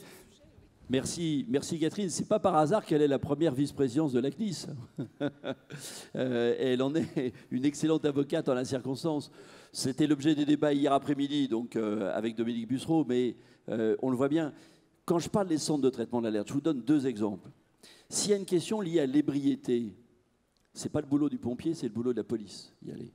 Et si la police, elle est là, autour de la table, quand l'appel téléphonique arrive, ça sera compliqué d'envoyer le pompier si clairement tous on a identifié que c'était un problème d'ébriété.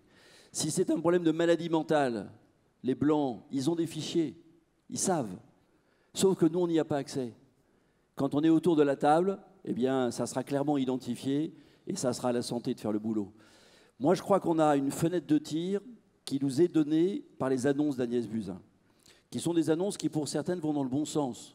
Notamment prendre en compte les maisons de santé pluriprofessionnelles, plutôt que d'emmener aux urgences tout le monde. Peut-être qu'il y en a certaines situations où on peut emmener auprès de maisons de santé pluriprofessionnelles, où il y a des lieux adaptés et du temps médical quelquefois dégagé par des médecins pour faire des opérations non programmées. Il y a un délai de 2 mois. C'est le délai qu'elle a donné à tous pour faire des propositions pour le SAS. Eh bien, il faut que nous, pompiers, nous, départements, nous, collectivités, nous nous saisissions de ce délai pour faire des propositions et faire changer le paradigme. On ne peut pas rester comme ça et on a 2 mois pour faire changer les choses. Alors, on a un modèle qui nous a été présenté, qui nous a fait rêver hier. C'est nos voisins du Luxembourg. Ils ont trouvé une solution formidable. Ils ont intégré chez eux le SAMU. Et donc, c'est les pompiers qui commandent les SAMU. Voilà peut-être l'annonce demain matin du ministre de l'Intérieur. Patrick Caner. En fait, puisqu'on arrive à peu près la conclusion de la table ronde, on voit bien que tout est problème de choix politique. Et donc de priorité. Choisir en politique, c'est déterminer d'abord des priorités. On a le meilleur système de santé au monde, tout le monde le dit, mais il est en train de se fragiliser, pour ne pas dire même de se déliter. Et la question, c'est quels moyens on met en place pour le préserver et faire que cette coordination qui est appelée par mes collègues puisse se mettre en place entre les bleus, les blancs et les rouges. On va bientôt avoir une épreuve de vérité. C'est la loi de finances sécurité sociale et la loi de finances tout court qui arrive au Parlement. Et d'ailleurs, qui arrive dans des conditions, je le dis là aussi sans esprit de polémique, mais des conditions tout à fait incroyables, puisque aujourd'hui nous ne disposons plus d'une loi de programmation, que les chiffres ne sont pas encore connus des parlementaires, et qu'on voit bien la grande difficulté aujourd'hui du gouvernement à boucler son budget. Je le dis très simplement, attention aux coupes franches qui peuvent arriver sur tel ou tel secteur. Donc ces choix-là doivent être portés de manière assumée. Et chacun doit y prendre sa part. Et je le dis là aussi sans esprit de polémique au vice-président du MEDEF qui a fait voilà, un petit peu son cinéma tout à l'heure, très efficacement. Mais je vais vous dire, mesdames et messieurs qui sifflaient ce propos, je n'ai pas beaucoup entendu d'ailleurs de propositions de M. Frageux, ni dans sa première, ni dans sa deuxième intervention. Il a été extrêmement populaire, pour ne pas dire autre chose. Il a utilisé lui-même un autre mot dans sa bouche. Mais si nous voulons dégager des moyens supplémentaires, et là je pense que vous serez d'accord avec moi, il faut que chacun prenne sa part à l'effort. Et je vais vous donner un exemple très concret, puisque demain il y aura une nouvelle journée des Gilets jaunes. Qu'est-ce qui s'est passé en termes de réponse gouvernementale pour augmenter le pouvoir d'achat de nos concitoyens les plus modestes? Eh bien, on a utilisé un dispositif que d'ailleurs j'ai porté comme ministre du gouvernement précédent, la prime d'activité.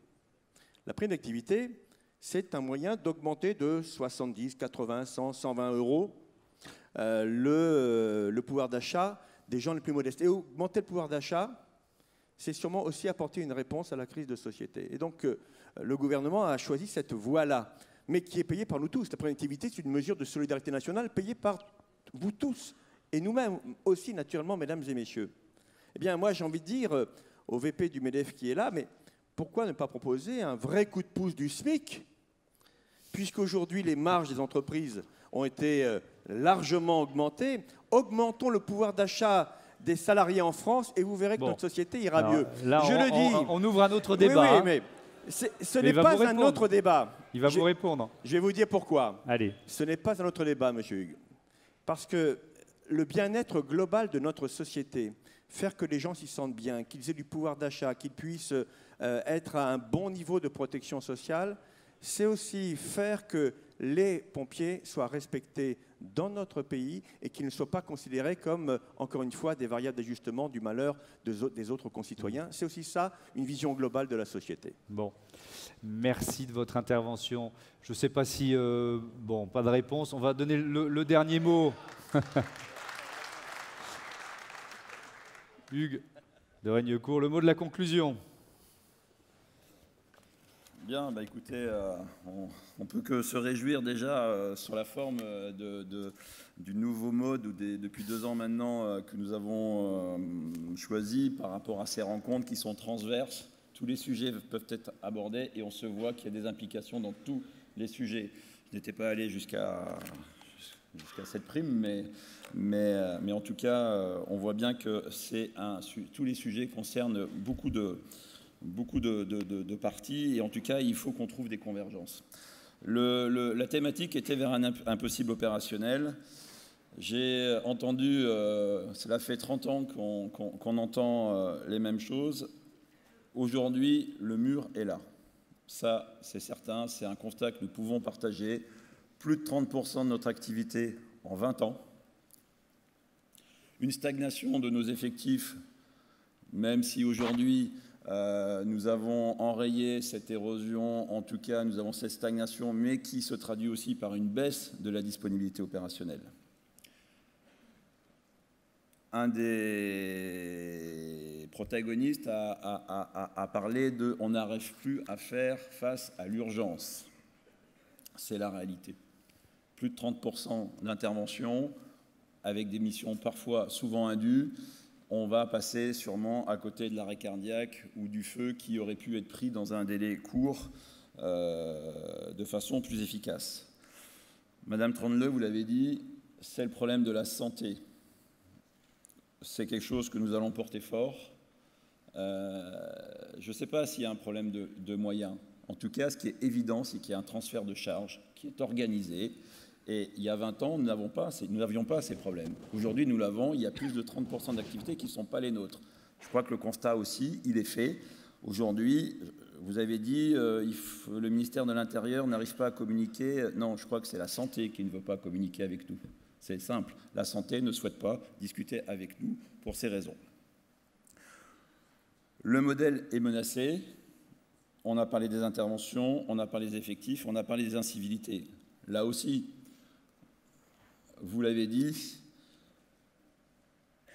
quand dans une société, une république, on trouve ça presque normal de s'en prendre aux forces de l'ordre, on s'en prend aux élus et maintenant aux sapeurs-pompiers, premier ou dernier rempart républicain, il faut le dire, notre société est malade. Notre société est malade. Donc il va bien falloir prendre un certain nombre de mesures. Alors on a entendu l'empilage des différentes réglementations. Nous, la Fédération, nous sommes plutôt sur un acte de prévention, de pédagogie. Maintenant, on ne peut que satisfaire d'avoir constaté le mois dernier, pour la première fois dans le nord de la France, des sanctions traduites en mois fermes pour des agresseurs de sapeurs-pompiers volontaires et professionnels. On a parlé aussi de la directive temps de travail. Vous avez tous saisi cette convergence qui aujourd'hui était là par rapport à une autre directive, celle sur l'engagement citoyen. Là aussi, nous attendons des réponses, mais le chemin est tracé. Je parlais tout à l'heure de missions transversales. Hier, il y avait tout un sujet par rapport à la plateforme, aux différentes plateformes. Olivier Rufou a situé l'exemple luxembourgeois. Je ne sais pas si un doit prendre le leader par rapport à l'autre, mais effectivement, quand 84% de nos missions sont des missions de secours à personne, quand on dit à nos présidents de conseil d'administration départementaux, bah, écoutez, 80% de notre budget est consacré au secours à personne, je pense que ça mérite quand même un autre positionnement. Et pour faire le lien avec la plateforme 112, aujourd'hui, nous avons des exemples concrets. Quand on est interconnecté, on peut éviter des désastres. Donc je sais, nous savons qu'on aime bien fonctionner en silo en France.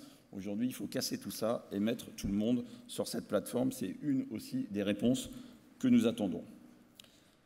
Je voudrais terminer... Pardon, je n'ai pas fini. Simplement, avant la conclusion, le plan d'action volontariat. Effectivement, on peut avoir des tas d'idées. Il faut maintenant passer à du concret. Nous avons salué le travail, Max Roux l'a fait, du Conseil national des sapeurs-pompiers volontaires. Nous avons constaté qu'il y avait une sorte d'impulsion nouvelle aussi par rapport aux différentes actions. Là aussi, le chemin est encore long, mais nous sommes vigilants. Nous sommes vigilants parce que tous les jours, sur le terrain, nous remonte ce que vous nous avez remonté tout à l'heure. Cela prend trop de temps. Et là aussi, nous servirons d'aiguillon, mais nous savons aussi que cela est repris. Voilà, je voudrais conclure sur une note d'optimisme malgré tout. Il y a un certain nombre de convergences aujourd'hui qui sont en train de s'opérer. Et ne l'oublions pas, c'est le problème de la résilience de notre société. Ce n'est pas un problème de pompiers volontaires, ce n'est pas un problème de citoyens, ce n'est pas un problème d'élus, ce n'est pas un problème d'État, c'est un problème de réponse capacitaire, de résilience. Le secours courant, nous avons presque du mal à le faire aujourd'hui, et cette résilience, aujourd'hui, nous en avons besoin. Et vers cet impossible opérationnel, si nous ne transformons pas, si nous ne protégeons pas notre modèle, nous ne pourrons pas faire face à long terme sur ces problèmes d'aléas climatiques, ces problèmes de violence que nous rencontrons, ces risques attentats. Et là, c'est un problème général. Donc si nos autorités ne l'ont pas compris, je crois que effectivement, il faudra peut-être imaginer d'autres modes d'action. En tout cas, on va nous garder cette note d'optimiste. Donc vers un impossible opérationnel, peut-être. On est plutôt optimiste en disant notre métier change, nous devons l'accompagner. La fédération a fait des propositions et pourquoi pas, à côté du pragmatisme dont vous avez parlé, parce qu'il y a des tas de choses qui se font dans les SDIS, des tas de choses qui se font entre les élus, entre la population, les sapeurs-pompiers, l'État. Il y a des bonnes pratiques qui se font partout. Par contre, un jour ou l'autre, quand on voit que la santé a besoin d'une loi tous les 2-3 ans, quand on voit que l'éducation nationale se réforme à peu près tous les 2 ans, la dernière loi dite de sécurité civile date de 2004, il va bien, nous sommes en train de bâtir les piliers, les fondamentaux pour élaborer une nouvelle loi. Et ça, je crois que ça fera l'objet d'un nouveau débat. En tout cas, merci à vous toutes et tous d'avoir pris part à ce débat. Merci aux animateurs de cette rencontre. Et puis, écoutez, je vous souhaite une bonne fin de congrès et à bientôt dans les allées. Merci beaucoup. Merci à tous. Merci. Bon après-midi. On attend évidemment beaucoup de la venue du ministre demain et des échanges, d'allocutions qu'il y aura entre lui et Grégory Allione. Merci encore à tous. Merci.